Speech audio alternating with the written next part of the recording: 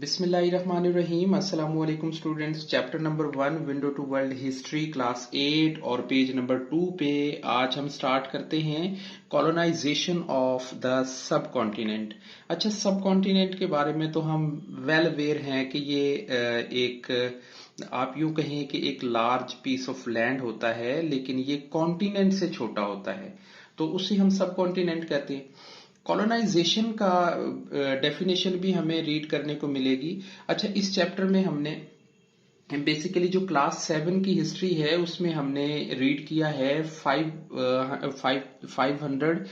CE से लेके 1500 CE तक का, यानी 500 से 1500 ईस्वी तक का टाइम हमने देखा है। अब नेक्स्ट हमने 1500 से अबव की तरफ मूव करना है, जो कि क्लास 8 के हम रीड करेंगे। कॉलोनाइजेशन जो है इसकी डेफिनेशन हमें कुछ यूं देखने को मिलती है कि कॉलोनाइजेशन इज द प्रैक्टिस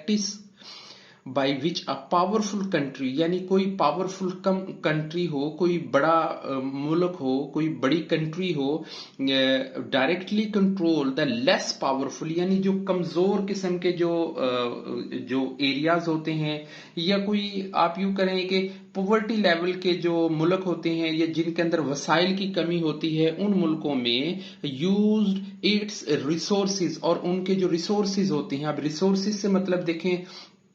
उनकी बेहतर फूड हो सकती है, उनकी चीप प्राइस पे मिलने वाले रॉ मटेरियल्स हो सकते हैं, उनकी कॉटन हो सकती है, उनके गोल्ड के एसेट्स हो सकते हैं, उनके जेमस्टोन्स के एसेट्स हो सकते हैं, उनका कुछ भी मतलब जो उनकी रिसोर्सेज हैं, जहां से उन मुल्कों के जो इकोनॉमी है वो स्ट्रांग हो रही होती है, उनके ऊपर होल्ड कर लेना, उनको कंट्रोल कर लेना, उनके ऊपर अपना असर रसूख कायम कर लेना कॉलोनाइजेशन कहलाता है। मेन टॉपिक है वो है कॉजेज ऑफ द कॉलोनाइजेशन, कि ये कॉलोनाइजेशन जो है इसकी कॉजेज हैं कौन कौन सी हैं, जिसकी वजह से हम ये कहते हैं कि ये रीजंस वो कौन सी बनी जिनकी बेसिस पे कॉलोनाइजेशन जो है वो हुई है हमारे इंडो पाक के अंदर। नंबर 1 पे स्टूडेंट हम देखते हैं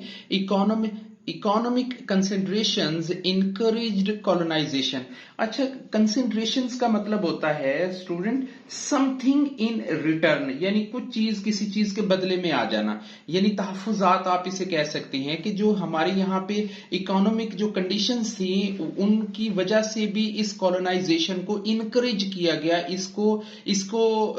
कॉलोनाइजेशन होने में इसमें हेल्प मिली है, मौका मिला है। European countries wanted to become rich by bringing in wealth from their colonies, कि जो उनकी कॉलोनीज होती थी, लाइक हम इंडो पाक की ही बात कर लेते हैं, इंडो पाक उनकी ये कॉलोनी थी, तो यहां से उनको रिसोर्सेज जो यहाँ के रिसोर्सेज थे उनको इकट्ठा करने से उनको माली तौर पे फायदे होने लगे, यानी वो बिकेम वेल्थ, यानी वो अमीर होने लगे, उनको कुछ ना कुछ मिलने लगा। ये होता है समथिंग इन रिटर्न, यानी कहीं से कोई चीज का हासिल होते। नंबर 2 पे हम देखें new sea routes are potential trading post. अच्छा, ट्रेडिंग पोस्ट से मतलब ये है,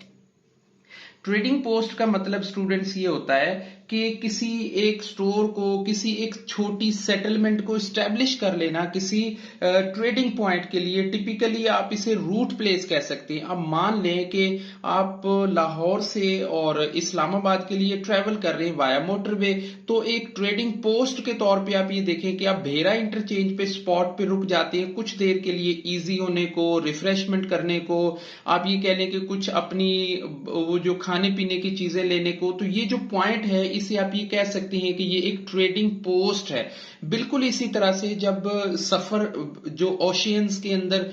जो सी रूट होते थे वो बहुत बड़े बड़े सी रूट्स थे, उनमें टाइम बहुत लग रहा था, तो कुछ चेक पॉइंट बनाए गए, कुछ ट्रेडिंग पोस्ट बनाई गई कि यहाँ पे कुछ देर के लिए जो स्टे होगा, यहाँ पे कुछ चीजों को स्टोर कर दिया जाएगा, यहाँ पे कुछ चीजों को मैनेज कर लिया जाएगा, और उनके सेल पॉइंट चल रहे थे। तो दो new sea route and potential trading post, और जिन जिन ट्रेडिंग पोस्ट के अंदर कुछ पोटेंशियल थी। अब वो पोटेंशियल क्या थी कि जहां से रॉ मटेरियल हासिल किया जा सकता था,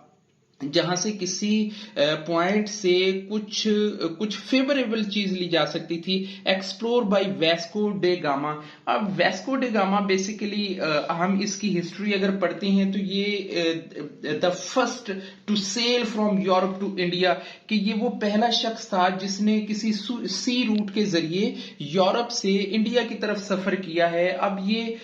आप यूं कहें कि ये इंडिया पहुंचा था 20 मई 1498 को। ऑलमोस्ट ये 1498 20 मई के अंदर ये वास्को ड गामा जो है ये आया है इंडिया के अंदर। इसी तरह से क्रिस्टोफर कोलंबस जो है इसने अमेरिका दरियाफ्त किया, और ये मतलब आप यूं कह लें कि डिस्कवर द न्यू वर्ल्ड, इसने एक नई दुनिया दरियाफ्त की थी।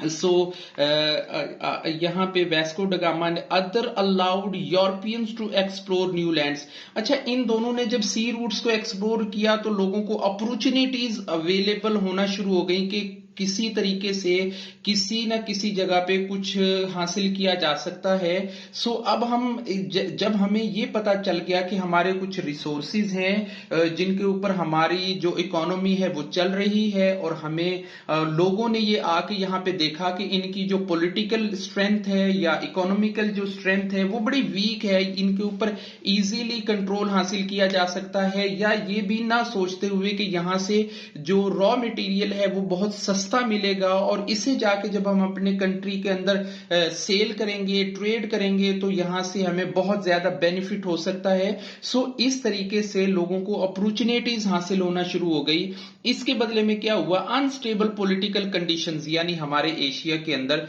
जो अनस्टेबल पॉलिटिकल कंडीशंस थी कि डिफरेंट स्टेट्स के अंदर डिफरेंट अलग अलग हुक्मरान, अलग अलग फैमिलीज जो हैं वो वाबस्ता थी, और सब एक दूसरे के साथ लेग पुलिंग कर रहे थे, यूनिटी नहीं थी। और किसी तरीके से आप यूं समझ लें कि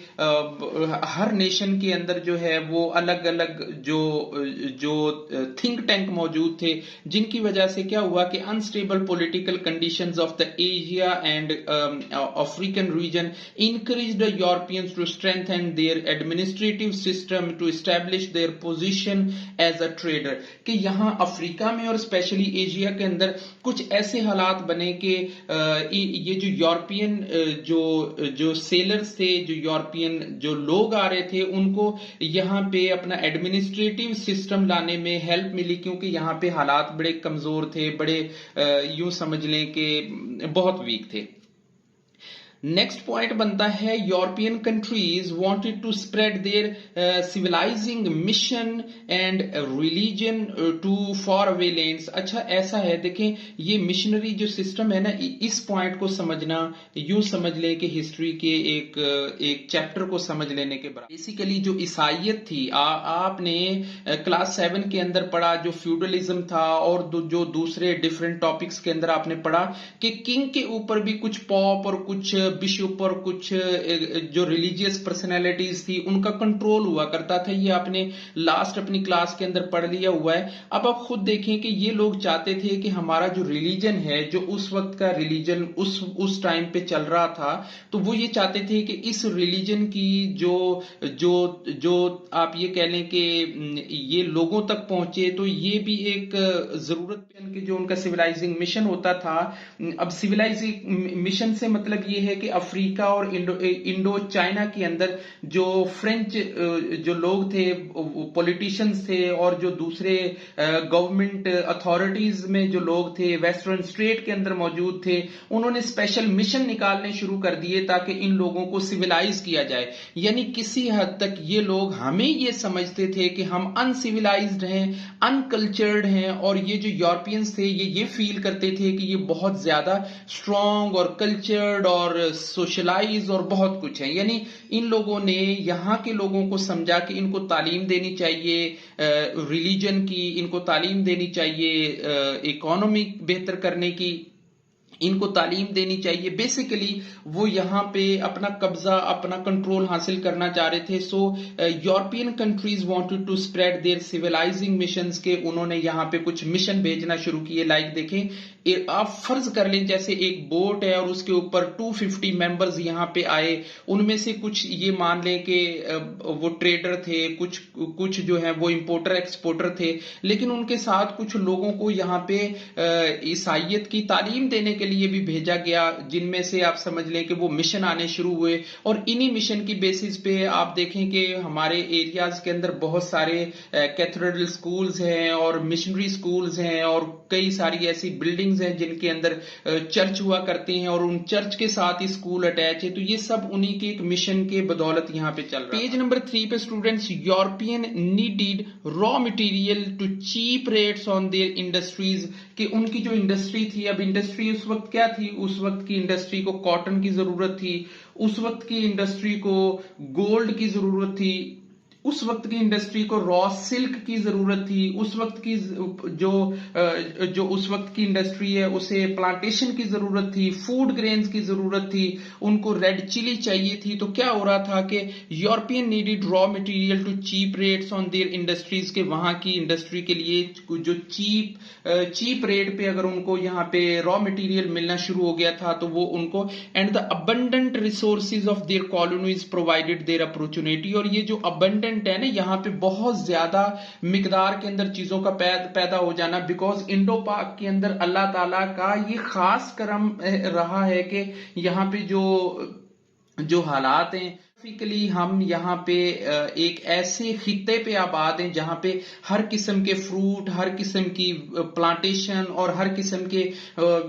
इजनास जो हैं यहाँ पे पैदा हो रही हैं। तो resources of their colonies provide the opportunity, कि उनको यहाँ पे ना मुफ्त में, आप ये समझ लें फ्री ऑफ कॉस्ट चीजें मिलना शुरू हो गई, तो उन्होंने इन चीजों को निकालना शुरू कर दिया। There will be need to find more consumer, के उनको और ज्यादा कंज्यूमर मिलने शुरू हो गए और न्यू मार्केट उनके लिए ओपन हो गई फॉर यूरोपियन मैन्युफैक्चरर गुड्स, कि वो जो वहां पे चीजें बना रहे थे, बेसिकली यहां से वो लेके तो जा रहे थे, लेकिन वहां से जो बनी हुई चीजें हैं उनको यहां पे लाके सेल कर रहे थे, तो उनको तो डबल फायदा हो रहा था कि यहां का जो रॉ मटेरियल है वो लेके जा रहे थे और उसके बदले में उनको कुछ कंज्यूमर्स, कुछ न्यू मार्केट अपॉर्चुनिटीज यहां पे अवेलेबल होना शुरू हो गई। होपफुली स्टूडेंट्स, जो कॉजेज ऑफ कॉलोनिज्म का टॉपिक है वो हमारा क्लियर हो गया। इंशाल्लाह नेक्स्ट वीडियो में हम साउथ एशिया